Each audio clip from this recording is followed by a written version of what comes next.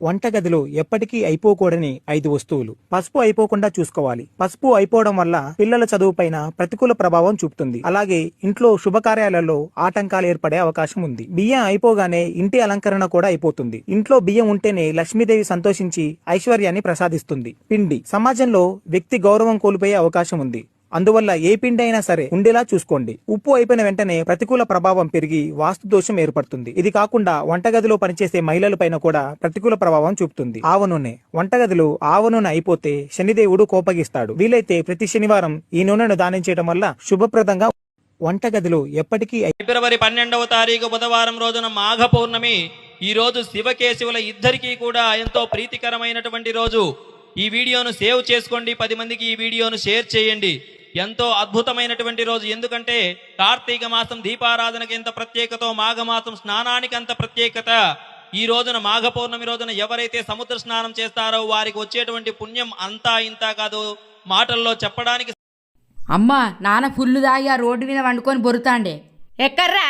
అగో ఈ CC road కాన్నే. నీ తాగుడు గాలిపోను, నీ తాగుడు కూలిపోను. పాలను ముంగట, పగోను ముంగట, కులపోను ముంగట, తలపోను ముంగట ఇజ్జత్ మనం తీయబట్టే ఈ తాగుడు కూలిపోను. మనిషి అయి పుట్టినప్పుడు గింతనన్న చెత్తకు సిగ్గుమాన ఉండాలే. ఓర్ నీ అవ్వ ఇది రానే వద్దందరన్న పని అయిపోయింది. నీ అవ్వ ఏం చేయాలి, ఎట్లా తిట్టకుండా తప్పించుకోవాలి. Please don't touch me, get lost madam. I'm married person madam, కొంచెం దూరం ఉండు. నాకు బంగారం లాంటి భార్య ఉన్నది, ఆమె అంటే నాకు సచ్చే అంత ప్రాణం. మాగసరే గంతి ఆ తాగేదేదో ఇంట్లోకి తీసుకొచ్చుకొని తాగుతేంది. అయ్యో బంగారం నువ్వేనా? సారీ, మరోసారి ఇంట్లోకి తెచ్చుకొని తాగుతుంది. ఏండి నాకు దిష్టి తగిలినట్టుందండి. నువ్వు టెన్షన్ పడకే, దిష్టి అనేది మనుషులకి తగులుతుంది, దయ్యానికి కాదు. ఓ అందుకేనేటి ఎప్పుడు మీకు తగలదు.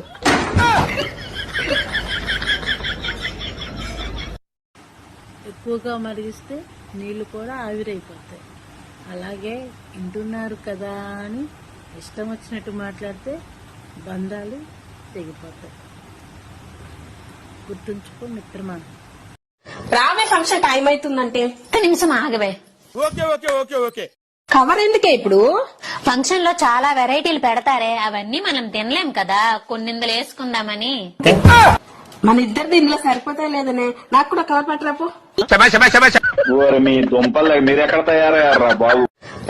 అన్నపూర్ణాదేవి శివుడి చేత భిక్షమడిగేలా చేసింది. అదెలా అంటే అన్నపూర్ణాదేవి పార్వతీదేవి యొక్క స్వరూపం, అన్ని జీవులకి ఆహారాన్ని అందించే దైవరూపం.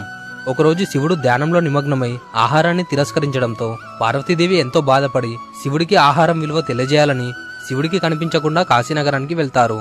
కైలాసంలో పార్వతీదేవి లేకపోవడంతో శివుడు ఆకలిని అనుభవించి ఆయనకు తన తప్పు తెలిసి పార్వతీదేవి కోసం కాశీకి బయలుదేరుతారు.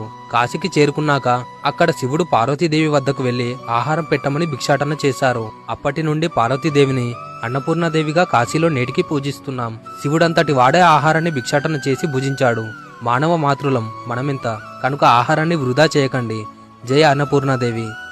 అన్నపూర్ణాదేవి శివుడి చేత భిక్షమడిగే. నా ఫ్రెండ్ అడిగాను, నువ్వు నవ్వుతూ అందరినీ నవ్విస్తూ ఇంత సంతోషంగా ఎలా ఉండగలుగుతున్నావే, నీకులా మేము ఉండలేకపోతున్నామని అడగగానే అది చాలా బిగ్గరగా నవ్వుతూ, నీకేం తెలిసే నా నవ్వు వెనకాల ఉన్న కన్నీళ్లు, నా మాట వెనకాల ఉన్న కష్టాలు బాధలు అని ఏడుస్తూ తన కష్టాలు చెప్పుకోవడం మొదలుపెట్టింది.